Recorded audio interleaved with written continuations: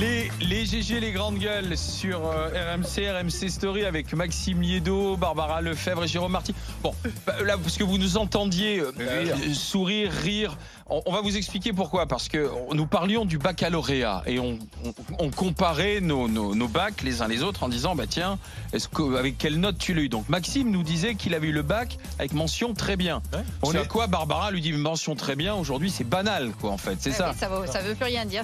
On en a 1-2 par classe, alors qu'avant, on en avait 1-2 par lycée. Voilà, donc c'est tout. Les mentions au bac aujourd'hui, le bac, on le donne, c'est vrai. En tant que prof, je le sais, je connais les consignes de vote et surtout les grandes séances d'harmonisation qui permettent de donner le bac pour qu'on obtienne les statistiques nécessaires et du coup on fait remonter aussi le nombre de mentions, mais c'est pas grave, on le voit tout de toute façon dans les facs, vous avez des séances de remise à niveau et même avec des gens qui ont des mentions assez bien ou des mentions bien, ils ont des séances de remise à niveau. Moi à mon époque, du génie. Moi je me souviens, une amie il y avait marqué passable sur sa collante, on appelait ça la collante, elle pensait c'est une mention, j'ai une mention passable, je lui dis non, t'as eu le bac, tu l'as passé, c'est pas une mention. Et Jérôme, tu l'as eu ton bac? Moi j'ai mis du temps, moi je l'ai passé là 2 fois. Ah oui? Ouais. Et j'ai eu une mention bien. Et t'es devenu médecin? Et ouais. Comme quoi? Un modèle. Comme quoi? Et tes études de médecine, t'as retapé ou t'es allé tout droit? J'ai retapé aussi, ouais. Ah non, mais j'étais au début, j'ai mis du temps. C'est-à-dire que le type, c'est le médecin, il te fait un diagnostic, il dit mais revenez parce que je suis pas sûr. Tu sais, j'ai faire mon classeur, j'ai un petit doute. J'ai accéléré mon Vidal. Que va-t-il se passer d'ici midi dans les GG, dans les grandes gueules avec Barbara Lefebvre, Maxime Liédo, Jérôme Marty? On sera au cœur du combat écologique tout à l'heure avec Nicolas Vanier, l'explorateur, l'écrivain, le cinéaste. Son film Donne-moi des ailes qui sort en salle à partir de demain avec Mélanie Doutet, avec Jean-Paul Rouve. L'histoire d'un gamin qui se dit faut suivre les oiseaux, voler avec les oiseaux. C'est tiré d'une histoire vraie, les accompagner dans leur vol, dans leur migration. C'est un oiseau, les oies. Qu'est-ce que... C'est des oies naines. Voilà, et dans les oreillettes, on me dit c'est des pingouins. On me dit non, là, ça. Écoutez, je ne sais pas si on va arriver au bout. C'est-à-dire, ça a commencé depuis 2 heures déjà. Je ne sais pas si on va arriver au bout. Dites-moi, donc avec voilà. Excellent Jean-Paul Rouve. On parlera du combat écologique de Nicolas Vanier tout à l'heure à 12h20. Restons sur ce qui fait la France, mesdames et messieurs. La législation, la réglementation. Aujourd'hui, il s'agit du projet de loi engagement et proximité, engagé à partir d'aujourd'hui au Sénat. Et il s'agit de voir si on donne plus de pouvoir aux maires, Olivier. Oui, alors donner plus de pouvoir aux maires, a priori, on se dit c'est plutôt une bonne chose. On décentralise dans un État très jacobin. Et c'est le principe de cette loi. Mais par exemple, c'est donner plus de pouvoir aux maires pour autoriser ou non les bars, et notamment fermer les bars jugés trop bruyants. Alors là, la profession de la branche café-bar brasserie, notamment au sein du groupement national des indépendants, est vent debout en disant que c'est très dangereux de confier ce pouvoir de fermer nos bars aux maires parce que pour des raisons électorales, pour des raisons un peu démagogiques, le maire va vouloir fermer assez rapidement un bar lorsque 2-3 habitants de sa ville viendront se plaindre. C'est le fait du prince, le clientélisme. Donc, est-ce que vous êtes d'accord avec cet argument? C'est une mauvaise idée de donner ce pouvoir au maire, ou au contraire, il faut que le maire puisse, si le bar est trop bruyant, si le restaurant ne respecte pas les règles, puisse se fermer? Sachant que jusqu'à présent, c'est la préfecture. Le maire et le conseil municipal, c'est l'élu vers lequel les citoyens se tournent en premier pour lui dire voilà ce qui ne va pas dans la ville. Jérôme Marty. D'abord, c'est assez drôle parce qu'il y a 2-3 semaines, on a vu le Premier ministre présenter un plan sur la ruralité, mes campagnes territoire d'avenir, où comme solution, ils ouvraient 1000 bars. Et il facilitait les licences 4. Oui. Et là, aujourd'hui, on nous dit on va favoriser la fermeture des bars. Donc, c'est assez curieux comme histoire. Et en même temps. Et en même temps, voilà. Après, moi, je suis assez partagé par rapport à ça. Bon, tu as c'est vrai, dans un certain nombre de villes, tu as des zones qu'on appelle rue de la Soif ou autre, où tu as tous les bars. Et où tu as effectivement... C'est insupportable pour les habitants. Tu peux avoir ça, mais surtout, tu as un problème d'ivresse publique, avec normalement dans les bars un panneau de répression d'ivresse publique, où manifestement on ne fait pas cela et on fait prendre des risques ensuite aux jeunes qui sortent à 2 grammes ou à 3 grammes et qui ont des accidents, etc., etc. Donc là, par rapport à ça, oui. Par rapport au bruit, par contre, c'est juste la vie. C'est une nuisance aussi, le bruit. C'est juste la vie. Moi, passez-moi le truc, j'ai été président d'un club de rugby. Après les matchs, on sortait dans un bar. On faisait du bruit, et je m'en excuse par rapport à la population qui gueulait régulièrement et qui nous envoyait les gendarmes pour nous faire fermer. Mais si tu n'as pas ça au sein d'un village aujourd'hui, t'as plus rien, quoi. Si t'as pas de zone où tu puisses te réunir, où tu puisses à la fois sortir, faire la fête, te rencontrer, etc., tu n'as plus rien. Donc il faut aussi se dire que dans beaucoup d'endroits, beaucoup de villages, effectivement, il ne reste plus malheureusement que le bar parce que les services publics ont déserté, il n'y a plus de commerce, il n'y a plus rien. Et tu crois que c'est vraiment là que les gens se plaignent? Moi j'ai l'impression que c'est plus dans les villes, les grandes villes où il y a des plaintes. Je pense aussi, c'est pour ça qu'en propos liminaire, je te disais ça, il y a aussi ça. Mais il y a les deux choses. C'est pas le petit bar du village qui pose problème. Il faut l'espérer, quoi. Il faut l'espérer qu'on ne les emmerde pas parce qu'ils tiennent souvent, c'est eux qui tiennent le centre d'une ville. Déjà, c'est un projet de loi qui est un projet de loi très réactif, puisque c'était suite au décès du maire de Signes. Donc, c'est quelque chose aussi qui est un petit peu fait dans une forme de précipitation et d'émotion. Alors, il y a aussi la volonté de revenir sur les problématiques d'intercommunalité, parce qu'au moment du grand débat aussi, Emmanuel Macron a entendu les problématiques des maires. Et puis, il faut qu'il se réconcilie aussi avec les maires. Il faut qu'il se réconcilie avec les maires. Les maires lui ont fait part des problèmes de la loi NOTRe de 2015, qui, justement, avec les intercommunalités, a fait que les maires ont été un petit peu dépossédés d'une grande partie de leur mission.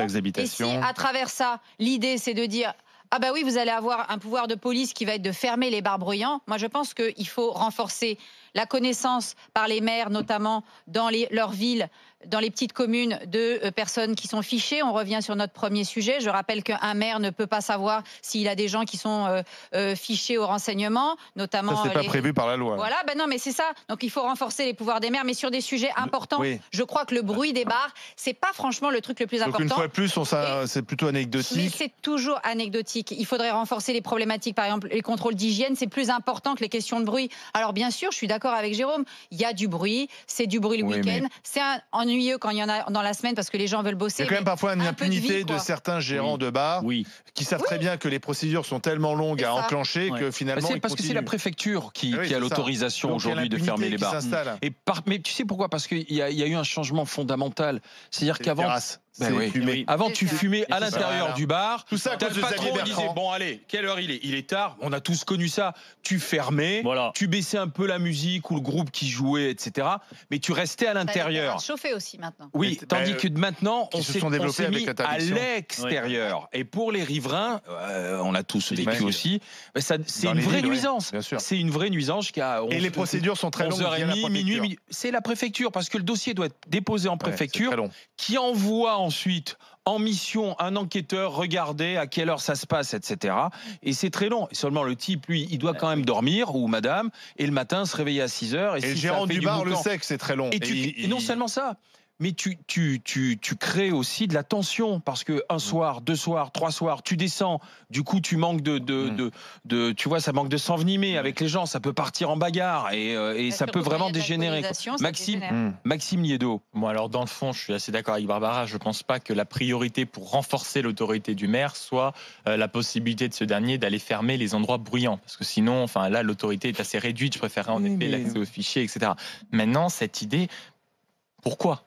Mais pourquoi un bar trop bruyant? Je veux dire, là, on est dans quelque chose de totalement orwellien. Enfin, je veux dire, le bar est fait pour être bruyant. Le bar est fait pour parler fort, chanter, s'amuser, danser un peu si tu veux, commander à boire, être dans la bonne ambiance. C'est fait pour ça. Sinon, tu restes chez toi, tu te fais une tisane et tu te fous devant Plus belle la vie et tu fais chier personne. Là, le bar. Non, mais au bout d'un moment, dans cette émission, il est grand temps de sonner quand même de prendre position. C'est-à-dire que de tirer le sonnette d'alarme. Exactement. Je veux dire, régulièrement, on a quand même des privations de liberté qui peuvent paraître comme ça à vue d'œil. Mais les libertés du quotidien. Mais c'est les libertés du quotidien. Je veux dire, la liberté d'un maire. Parce que ça va être quoi? Ça va être la plainte des riverains. Je veux dire, la plainte des riverains. Donc, madame qui habite, ou monsieur d'ailleurs, un peu ronchon, qui a décidé de s'offrir pour, mince, je voulais pas le faire, mais ça va arriver, pour sa retraite, un déprêt à l'appartement dans un beau centre-ville au-dessus d'un bar, qui va dire, mais vous comprenez, ils sont au moins jusqu'à 22h. Mais vous savez ce que c'est, 22h dehors, c'est scandaleux. Sauf que je l'ai eu et j'ai connu quelqu'un justement qui a dû fermer son bar pendant tout un été à cause de une ou deux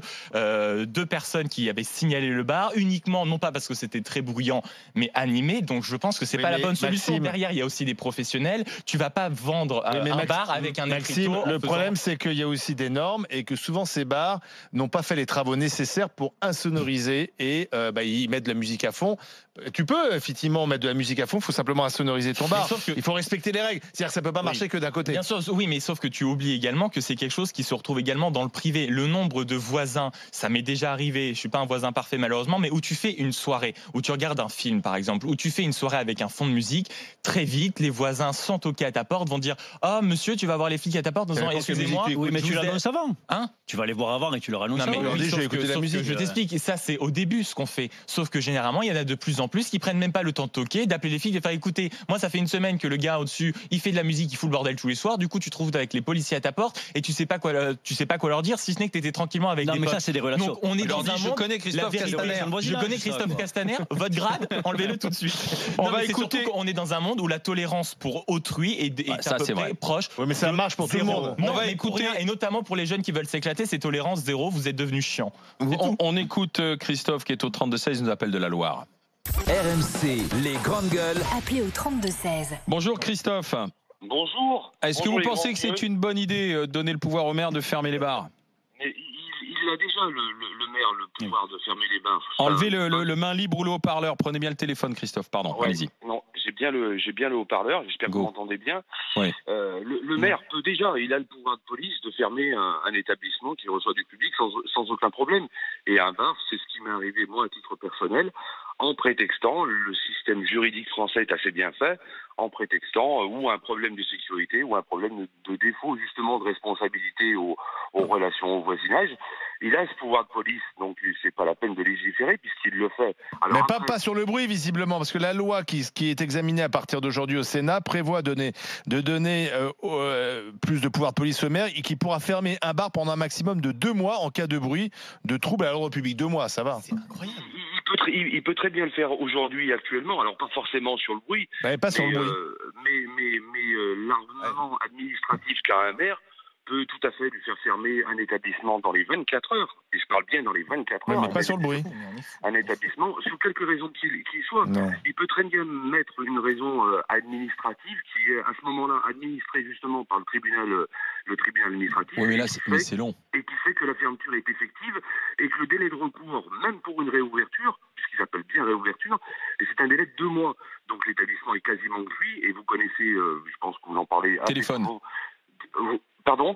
Téléphone, mettez bien le téléphone ou enlevez le main libre ou enlevez le haut-parleur, Christophe. non, Sinon, on comprend. ben, Voilà, non, stop, alors. bougez plus. Ouais, alors, non, ce que je Bougez.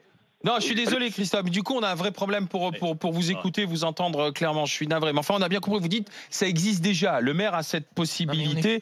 Mais ouais, attends. Est-ce qu'on doit étendre alors ce pouvoir? Parce que là, on passe plus par la préfecture. Et il fait ça 2 mois, 32-16, rmc.fr. Comme Christophe, venez témoigner avec les GG, avec les grandes gueules. RMC, 9h midi. Les grandes gueules.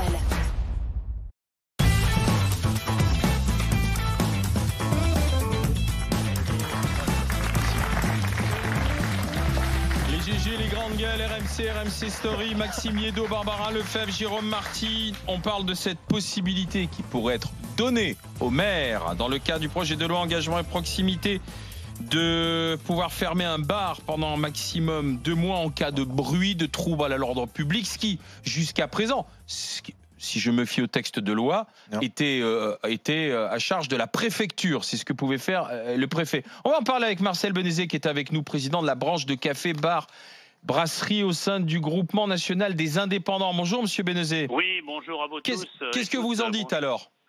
On n'est pas d'accord du tout. Le GNI n'est pas d'accord sur ce principe parce que nous Vous avez voulons bien que raison. ça reste un arrêté préfectoral. Voilà. Parce que déjà, avec possibilité De recours. d'échange, parce que ce qui se passe en ce moment, si vous voulez, si c'est le maire qui décide, c'est le fait du prince. Le maire décide, si jamais vous n'avez pas soutenu sa liste électorale le jour où il se présente aux élections, le jour où vous avez un petit écart, une nuisance, quelle qu'il soit sonore ou olfactive, tout ça, il vous fait fermer. Et puis voilà, donc aujourd'hui, nous Vous ne sommes croyez complètement pas à l'honnêteté du maire, en fait? Mais je crois à l'honnêteté du maire, mais moi, ce que je crains, surtout le fait du prince, que vous connaissez. Je veux pas de nous, on tient à ce que ça reste préfectoral, avec déjà c'est une sanction administrative, avec possibilité de réplique, parce que souvent, moi, j'accompagne nos adhérents à la préfecture pour un cas de fermeture, de demande de fermeture, qui sont annulés déjà souvent, bien sûr, qui sont discutés. Il faut pouvoir répliquer. Et Oui, pouvoir mais justement, s'expliquer. les procédures finalement protègent plus le bruyant que celui qui est victime des bruits, quoi, en fait, j'ai l'impression. Parce que pour obtenir gain de cause lorsqu'on est victime des nuisances sonores d'un établissement, c'est quand même un parcours du combattant. Là, si j'ai bien compris, c'est avec le maire, le riverain peut-être sera plus facilement entendu qu'avec la préfecture. Ouais. Non, mais il ne faut pas oublier que vous avez des riverains qui sont harceleurs. Moi, je fais partie de la commission des débits de boissons dans pas mal de villes, sur Paris, dans les mairies. Hein. Je peux vous assurer qu'il y a du dialogue qui est instauré avec les riverains, avec la Vivre Paris, par exemple, parce qu'on est à Paris, qui s'occupe pas mal des riverains. Non, il faut que ça reste préfectoral, parce que la mairie ait son mot à dire, fasse remonter les observations, mais il faut que ça reste Monsieur Bénézé, aujourd'hui, il y a quand même un vrai souci, un vrai problème pour les riverains, qui est celui des terrasses. C'est-à-dire, comme on peut plus... Écoutez, il faut savoir ce qu'on veut. Si on veut une ville dynamique, je reconnais que parfois il y a des dépassements de terrasses. Et alors, qu'est-ce qu'on fait à ce moment-là, alors? Il faut créer ces commissions de débit de boissons dans les mairies. Et à ce moment-là, il y a les remontées de la préfecture, il y a les remontées... Oui, mais le riverain... Attendez, monsieur Bénézé, on ne va pas créer une commission. Le couple qui, lui, veut simplement dormir le soir et qui se lève ensuite à 6 h du matin et qui, tous les soirs, à la terrasse, on peut comprendre son exaspération au bout d'un moment et qui se tourne vers le maire, quoi, monsieur Bénézé. Non, mais il se tourne vers le maire. Il y a un dialogue qui s'instaure. Et on en discute et on arrive à régler les problèmes. Moi, sur Paris, on arrive à régler le problème. En province aussi. Il ne faut pas penser non plus que les cafés sont des taillolas. Pourquoi les établissements ne s'équipent pas, en fait? Parce qu'il y a beaucoup d'établissements, notamment dans les grandes villes, qui mettent de la musique, c'est une bonne chose, mais qui n'ont pas insonorisé leur bar. C'est obligatoire. Quand vous mettez de la musique, déjà la musique est interdite à l'extérieur. Hein, déjà, c'est à l'intérieur. Et vous avez une étude acoustique qui est faite avec un réglage acoustique. Hein. Non, c'est obligatoire, mais ce n'est pas fait, ça je veux dire, bien sûr. Là, on s'intéresse à ceux qui ne respectent pas. Non, mais à ce moment-là, s'ils ne respectent pas, il y a des lois pour les faire respecter. Il y a des avertissements et nous, on intervient souvent. Et au bout des avertissements ? Comment ? Non, mais là aussi, il y a une sorte d'impunité quand même. Ah pas du tout. Moi, je peux vous dire qu'en étant pour m'en occuper, je peux vous assurer qu'il n'y a pas d'impunité. Les riverains ont la parole. Moi, je vous assure qu'ils n'ont pas d'impunité. Merci, monsieur Bénézé. Merci d'avoir été avec nous. Enfin, on voit bien qu'on est dans de la politique politicienne. Juste une seconde. Moi, j'aimerais bien savoir J'aimerais bien savoir qui sont les sénateurs ou les parlementaires qui ont eu l'idée de cet article de loi. Est-ce que vraiment, dans cette loi engagement et proximité, c'était un point majeur de s'occuper des bars bruyants? Moi, encore une fois, j'aimerais connaître le nom de ceux qui, les parlementaires, ou les deux choses d'abord. Derrière, ça ne t'échappe pas. Primordial. Ça ne t'échappe pas qu'il y a les élections municipales qui arrivent. Qu'on a un gouvernement qui doit quand même se rabibocher avec les maires et je crois qu'on a même des sénatoriales qui vont pas tarder à arriver.